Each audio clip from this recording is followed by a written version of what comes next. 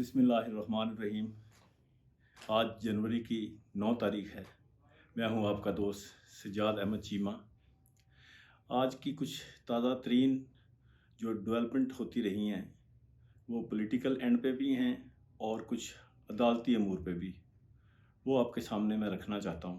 सबसे पहले तो ये है, आज की मेन स्ट्रीम मीडिया पर जो सबसे हॉट न्यूज़ रही है वो तो नवाज शरीफ साहब की नाअहली का जो ख़ात्मा हुआ है, जिसमें ऑनरेबल सुप्रीम कोर्ट ने फ्रंट फुट पे आके खेल के उनकी नाअहली ख़त्म कर दी। उस पे सोशल मीडिया समेत मेन स्ट्रीम मीडिया पे आज सारा दिन ख़बरों का बाज़ार गर्म रहा। दूसरी ख़बर ये है कि नैब ने, सुप्रीम कोर्ट ऑफ पाकिस्तान के बाद नैब ने भी पीछे रहना मुनासिब नहीं समझा। उसने भी अपने 5 केस नवाज शरीफ और उसकी ख़ानदान के ख़िलाफ़ जिनकी तहकीकात जारी थी उनको ख़ात्मा कर दिया है, उनको तहकीकात बंद कर दी है। तीसरी जो ख़बर चल रही थी वो थी जनाब कि उमर डार को 11 रोज़ के बाद ऑनरेबल हाई कोर्ट के आर्डर पे आज अदालत में पेश किया गया।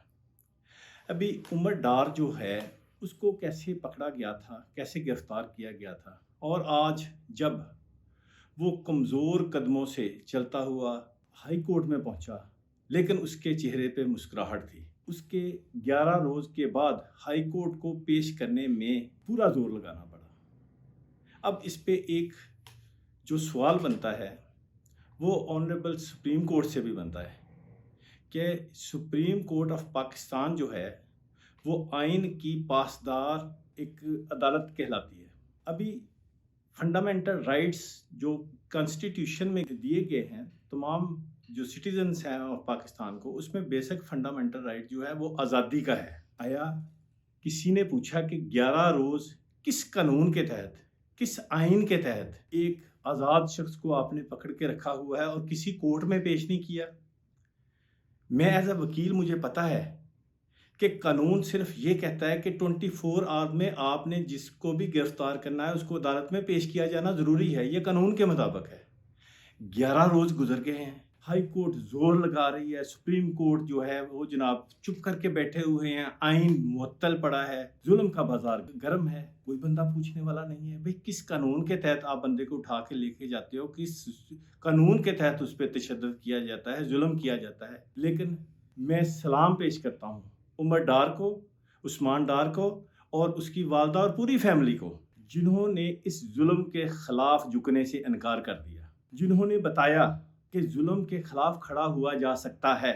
आज उमर डार की शक्ल में पूरा सिस्टम नंगा हो गया। पहले तो हमने ये देखा कि खान साहब को जिस तरह खान साहब पे जुल्म का बाज़ार गर्म किया गया, पूरी पार्टी पे जुल्म किया गया, लेकिन पूरी कौम ने जुल्म बर्दाश्त कर लिया लेकिन झुकने को तैयार नहीं हुई। जिस तरह हमारे मुल्क की ताकतवर अशराफिया ने ज़िद बनाई हुई है कि इमरान खान के बग़ैर सिस्टम को चलाना है, इसी तरह पाकिस्तान की अवाम ने भी ज़िद बनाई हुई है कि इमरान खान के बग़ैर ये सिस्टम नहीं चल सकता।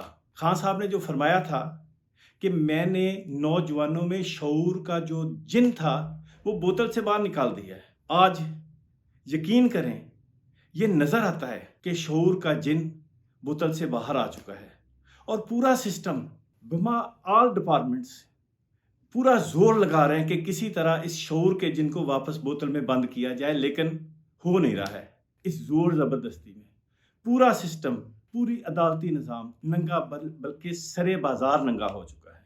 लेकिन किसी को कोई एहसास नहीं, मुल्क का किसी को कोई एहसास नहीं है। एहसास है तो सिर्फ ज़ाती मफादात का, बंदर बांट का।